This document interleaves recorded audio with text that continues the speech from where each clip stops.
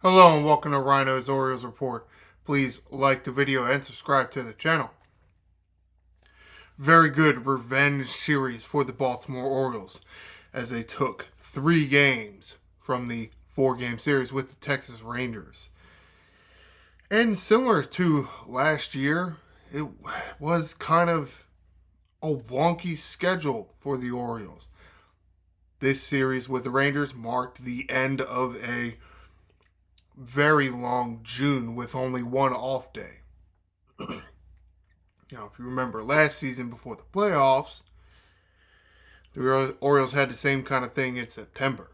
Lots of games, very little off days. And then all of a sudden, because some really smart person is like, oh, let's have like 6 days, or is it 5 days, of wild card games.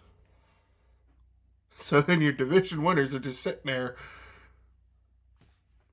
doing nothing for 5 days. I mean, not doing nothing, but too long of a break, man. It's just a wonky schedule. It really is. And the Baltimore Orioles showed you what they can do when the schedule isn't too wonky. If anything, I think that playoff series scheduling between the end of the season for the Orioles and the playoffs was more wonky than what they're dealing with right now. Or we're dealing with, because hooray, day off for the Baltimore Orioles today. Let's get to game 1. Thursday's game. Texas Rangers 2, Baltimore Orioles 11 from Camden Yards. I was at this game. Very exciting to see them play like this when I go to a game instead of, not playing as well. That happens too much. Henderson 2 hits, scored twice. Rutschman 2 hits, 2 RBIs, scored once. O'Hearn 1 hit, 2 runs scored. He also walked once. Mountcastle over, but he did get an RBI. Kjerstad. Yep, that's right, ladies and gentlemen. Kjerstad in the lineup. Actually getting some playing time. Somewhat. Look, I think Kjerstad is a very nice hitter. I don't think his defense is as good as, let's say, Kyle Stowers. I just feel like, from the way I watched the Orioles over the past few years, I know more about what Kjerstad is as a baseball player than I do Stowers. Because I feel like Stowers just never gets into a game. Or never... I guess he does get in a few games, but it's like you look at a series and he gets very little at bats. Can't say the same with Kjerstad. Or Kjerstad. What... I don't get that. Like, why is, with words, and why are there silent letters? Like, knife. Why is knife spelled with a K at the beginning? It doesn't make any sense. We don't pronounce it, then why do we have to write it? It's weird. Kjerstad, 2 hits, 3 RBIs, scored twice. Also walked once, so very good to see that he can be patient. Westberg 1 hit, 2 RBIs. Cowser 2 hits and RBI, scored twice. Mullins 3 hits, 2 RBIs, scored twice. Mateo with just 1 hit. Mullins Westberg with doubles. Mullins, Rutschman, Kjerstad, Cowser with home runs. First home run of the year for Kjerstad as a major league player. Yes, hit a bunch of home runs in the minor leagues, and he has hit home run in a He has hit a home run in the major leagues before last year. Burns gets a start in this one. This is how you start off a series. You get your newly acquired ace relative to the last time the Rangers and Orioles squared off. Get him to start things off for you. Going 7 strong innings. Yeah, he gave up 9 hits, but not terrible for, 7 innings pitched. Does give up 1 run. But again, only 1. Doesn't walk anybody, which is wonderful. And that's why you'll take the 9 hits. Because he doesn't give any free passes. Strikes out 5. Brian Baker on in relief in the 8th inning. Orioles up a lot, so no sense wasting a guy like Cano or even Kimbrel or maybe even Perez. You think Perez maybe has taken the spot of, let's say, Coulomb. Or even Aiken. I think Aiken's up there higher on the totem pole. Baker and you see Vespi a little lower on the totem pole, so you might as well get them in there, get some work while you got a big lead. Save your better bullets for later games. Though, came back to bite you almost. Baker pitches the full 8th inning, does give up 3 hits and 1 earned run. Thankfully, doesn't walk anybody and then strikes 2 out. So,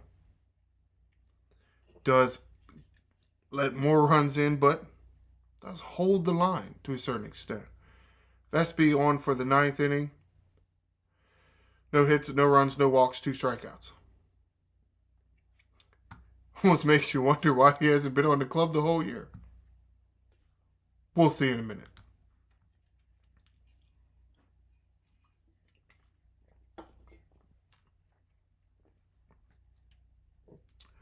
Game 2 here, Friday's game. Texas Rangers 1, Baltimore Orioles 2. Much lower scoring affair.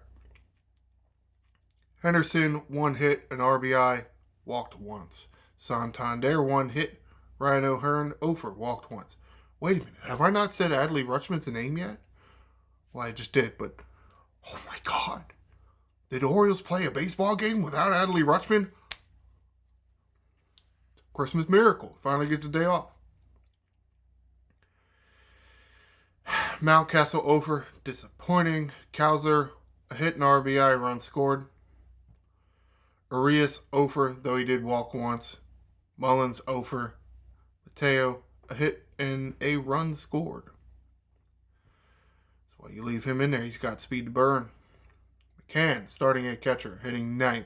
Does get a hit. How about that? Cowser home run off of Mad Max Scherzer. Trying to get his season going for the Rangers. Not going that well. I mean, it's going well health-wise. But honestly, he didn't have a bad performance. He only gave up 2 runs to the Orioles on it. That's fine. Not necessarily what we're used to from Max Scherzer. Albert Suarez, this is more what we're used to seeing, like a line we're used to seeing from Scherzer. Suarez, 6 full innings pitched, only gives up 3 hits, no runs, no walks, strikes out 2. Strikeouts are a little low, but whip of .5? Wow. That's pretty good. Nice to see him bounce back. He had several outings in more recent past that just were not that good. Though maybe he passed it on to Cano because Cano comes in for the 7th inning and is only able to record 1 out. Gives up a hit, an earned run, walks 2. He does strike out that batter, but 1 hit, an earned run, walk 2? I mean, we've all seen the strike zone this year. It's not very consistent. Yeah, was he getting a little squeezed? Sure. To a certain extent, with the power sinker he's got, maybe you kind of just throw it and maybe throw it a little away. You don't want to throw it over the middle of the plate or in. Throw it away a little bit. You just kind of, but let it be in the strike zone. Though, it will require you to know where the strike zone is consistently. Jacob Webb comes in and relieves Cano. Gets the final 2 outs of the 7th inning. No hits, no runs. Does walk a batter, but strikes a batter out. Perez in for the 8th inning. Got a little shaky here, And Suarez give you 6 good innings. And the last 3 innings were kind of hairy a bit. Perez pitches the full 8th inning. No hits, no runs. 2 walks, but he does strike out a batter.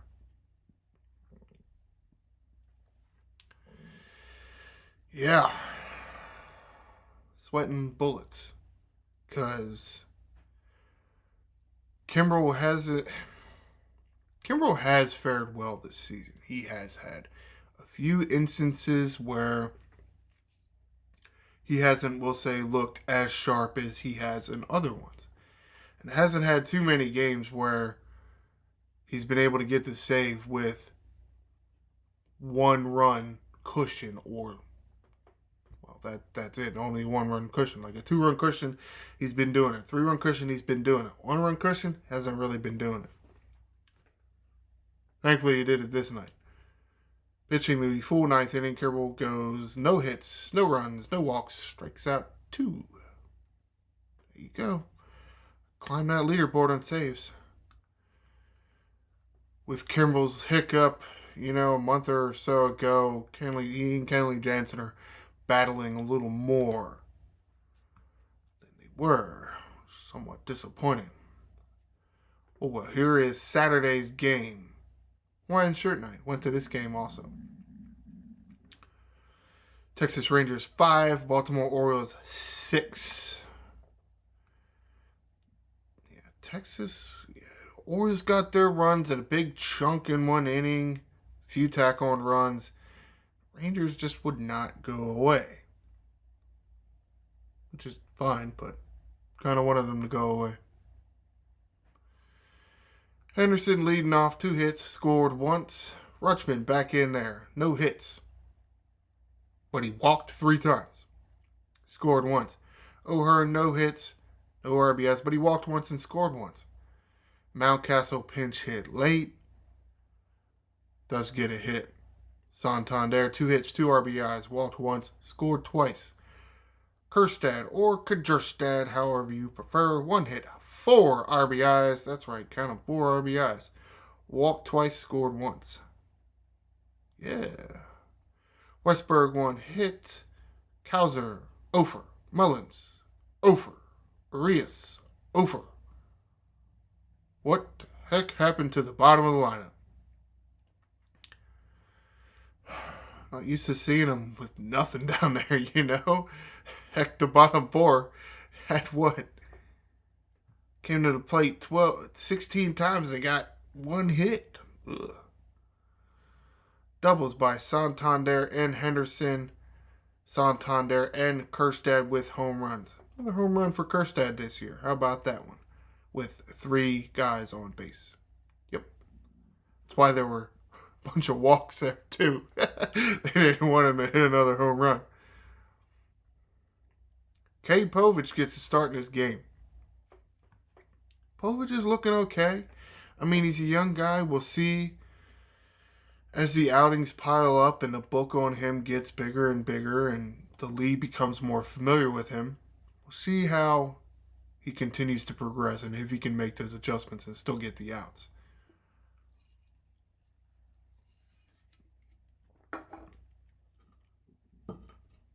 Povich goes 5 innings. A little disappointed he didn't go a little more. He got up to about 86 pitches and Hyde decided to take him out. 5 innings pitched, does give up 5 hits. That's not terrible though. Does give up 2 earned runs. It's not, again, for a young guy, it's not that bad in 5 innings. Then you come over to the walks column and you see 0 walks. Somewhat surprising that some of these younger pitchers, or let's say lesser experienced pitchers, like even Suarez and Povich, because one of them is young, but the other one really is young. It's just Suarez has been elsewhere, hasn't got a lot of time in the major leagues, and just not walking people. They're really around the plate that much. I mean, it's either good on the individuals for not throwing that many balls, or it's good teaching. Maybe a little bit of both. Povich does strike out 3. Not going to be a huge strikeout guy because he just doesn't throw that hard. And then he tries to throw the sweeper and get the out, and guys end up hitting home runs because he hangs it. Oh well. Baker trying to get a good outing under his belt, or another good outing under his belt. Not really able to do that. Coming in for the 6th inning, gives up 2 hits and 2 earned runs. Home run given up to Lowe, Mr. Nathan Lowe. Disappointing to see that. It's like, oh, we just got that grand slam. What are you doing, Baker? Oh, well. Doesn't walk anybody again. It's pretty good. Does strike out a batter. Here comes Cano. Last outing a little shaky. But it's good to go back to him relatively quickly. Try to get right back on that horse. So what is this, the 7th inning now? Full 7th inning. No hits, no runs, no walks, 1 strikeout. There you go. That's how you do it. And that's why you go back to the guy.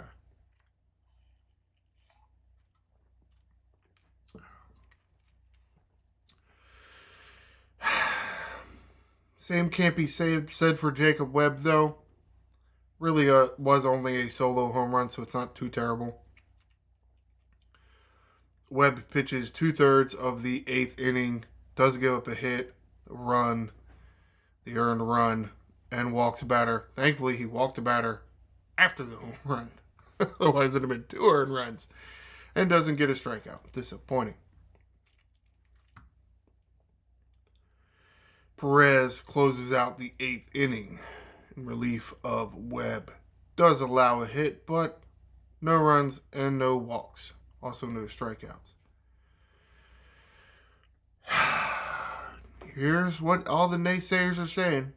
Back-to-back nights with Kimbrel. He's an old man and he's old and washed up. Well, whatever, because he got the save. Pitched the full 9th inning. No hits, no runs. Love seeing that. You don't like seeing 2 walks. You really don't. Though at the same time, who knows with his strike zone sometimes. Thankfully, got a few fly balls.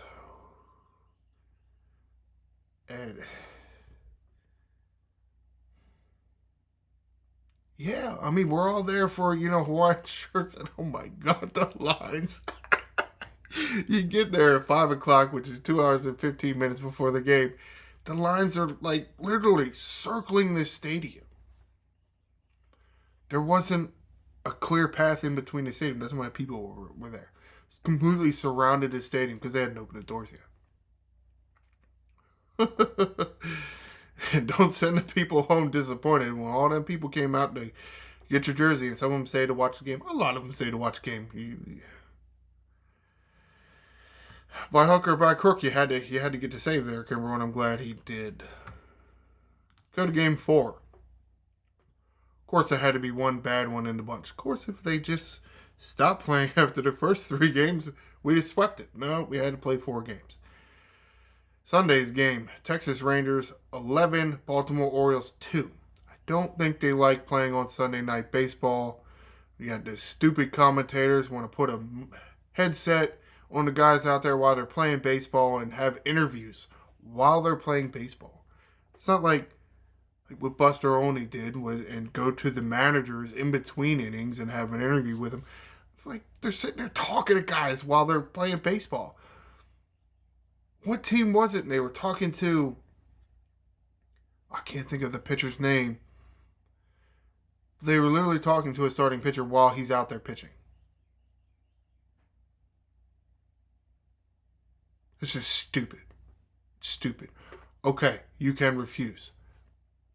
I think it's dumb. But that's just my preference. Gunnar Henderson had some fancy ass shoes on. Yeah. Well, he struck out 4 times, so he went and changed his shoes. Or he struck out 3 times, then changed his shoes, and then came back out and then struck out again. Because, yeah, Gunnar Henderson, over 4 strikeouts. Yeah. Let's just not do Sunday Night Baseball anymore. Just tell them no. Rutschman, over. 1 strikeout. Santander, over. 1 strikeout. Arias comes in for a defensive replacement late. Goes in and plays for his base, and then O'Hearn goes to right field. Okay. Westberg, over. Wow, 1 through 4, over. Westberg struck out twice. Yeah, no more Sunday Night Baseball for the Orioles. Thankfully, somebody gets a hit here. 5-hole hitter, Austin Hayes. 2 hits, 2 runs scored. Ryno O'Hearn in the 6th hole. 3 hits, 1 RBI. Why is O'Hearn that far down in the lineup? I don't care if it's a lefty or a righty or a switch pitcher. O'Hearn is not a sixth place hitter, man. Come on now. Mateo, over. Wow. Kerstad. Well, this is why Kyle Stowers ain't going to get no more playing time. Kerstad. On a night where, like, everybody is not hitting, here's Kerstad getting 2 hits and an RBI. And then Kowser, over. Lots of overs. 7 hits total by the Orioles. 12 strikeouts. Hayes and Kerstad with doubles. Westberg error, but it didn't really mean anything. It was late. And the game was out of hand by then. Cole Irvin gets a start in this one. Well, I mean, Kramer's going to come back soon. So between Irvin, Suarez, Povich, who's going to make room for Dean Kramer? We're going to have to wait and see. I don't think you can do that to Povich just now because he's pitching relatively well. For a guy of his major league experience, he's pitching well. So I think you got to leave him out there. Irvin or Suarez, I think, is who's got to go. Right now, you probably want to go with a hot hand, right? As far as, last outing, Suarez is hot. Irvin is just ice cold. 3 2/3 of an innings pitch gives up 5 hits, 5 runs. You give up 5 runs on only 5 hits.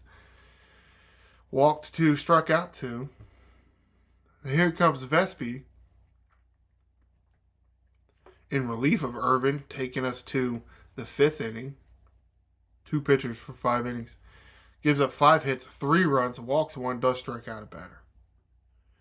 Yeah, not a well-pitched game by the Orioles. Not at all.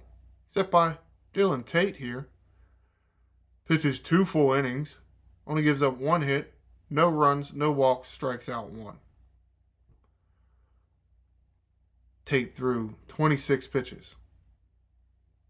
Tate, I'm fairly surprised with Tate. I know he has pitched with this club before. He has pitched well. He had that injury all of last year. They did try to make him a closer in 22?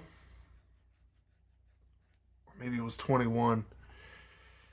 Gave him a few opportunities. He didn't do that well. And they never really tried again. He just never really seemed to put it together enough to be considered at least, let's say, a 1 or 2 for setup men. More of a middle relief guy. You watch him pitch and you think he's got the potential to be a really good setup man, but it's just hasn't quite turned that corner yet. But, I mean, he's been pitching very well lately. So we'll see, especially with Coulomb out. Maybe Tate will get more opportunities. Here is M. Crook. Don't know too much about him. Forgot his name. Burns. Burns went on maternity leave. So had a slot opening. So they brought up Mr. Crook. And I don't know that they'll be doing that again. 1 full inning pitch. The 8th inning. Does give up a hit. Gives up 3 runs. Only 2 earned. Walks 1. Strikes out 2. You like the strikeouts, but good God. Whatever. Keegan Aiken on for the 9th inning. Finally, some relief. Between Crook and Vespi and Irvin, a lot of runs to give up. Does give up 1 hit, but no runs, no walks, 2 strikeouts. Again, Aiken turning the corner. Very good. All right, let's get to some news articles. This is an article written by Rock Kubatko. Was it Saturday, I think this is? When was it? The 29th. And really what it's saying is about Kramer. Nothing has, at least as of this point, I haven't seen a news release Not that there isn't one, but I haven't seen it yet, that says definitely Kramer is coming back at this date or this time, but it appears that his rehab assignment is over. It's just when he will come back is remaining to be seen. I mean, roster moves and slots available and so on and so forth. That is yet to be determined. But Kramer, as far as his injured tricep is concerned, he is ready to come back, from what I'm gathering from these articles, and apparently what Mr. Kubatko is gathering from his sources. Another article here about Connor Norby being on a taxi squad. Taxi squad, not roster, but with Hayes and Westberg having some knee issues. Again, this is a Saturday article, so by this time we're all good. So as of now, with Hayes and Westberg on her knee, I mean, between Westberg getting in a collision with Soto and then kind of, we'll just say jammed. I'm saying jammed, more of a paraphrase, during a play at third base the other night. Some soreness in the knee. Not that there's actually a problem with the knee, but, and then also Hayes jammed his knee. I don't exactly know what Westberg did to his knee. He tweaked it somehow. Hayes, they say Hayes jammed his knee going after a fly ball the other night. It was like Tuesday night. I wanted to say, they said, the article, it said lacerations. I'm like, lacerations from what? I don't remember. Did he slide and he bumped his knee on something? I mean, it's Austin Hayes. He plays like with his hair on fire, especially out in the outfield. He gives up the body all the time. So it's not surprising to hear that Austin Hayes is dealing with some kind of anything soreness. Sounds normal for him. So Norby was around the club just in case. Because it's one thing. It's like, oh, I got to put this guy on a disabled list or the injured list. Give me this guy from Norfolk. Well, they're in like California. Oh. That's why the taxi squad exists. Things like that do exist. All right, let's get to the schedule. Wrap this show up and get out of here. Come to the end of this edition. So, the next few games, as I mentioned, this is Monday, off day here. The Orioles are traveling to Seattle. They may actually already be there. When exactly their, arrival and departure times are, I don't really know. Tuesday at the Seattle Mariners, scheduled for 6:40. Wednesday, scheduled for 10:10. Thursday, scheduled for 4:10. Okay. And then on to Oakland, Friday. So no off day in between the Seattle Mariners and the Oakland Athletics. So while that will do it for this edition of Ryno's Orioles Report, the next edition of Ryno's Orioles Report will be Friday, just ahead of the game between the Baltimore Orioles and the Oakland Athletics. And I will recap the series between the Baltimore Orioles and the Seattle Mariners. Please like the video and subscribe to the channel. I am the Angry Ryno, and this is Birdland.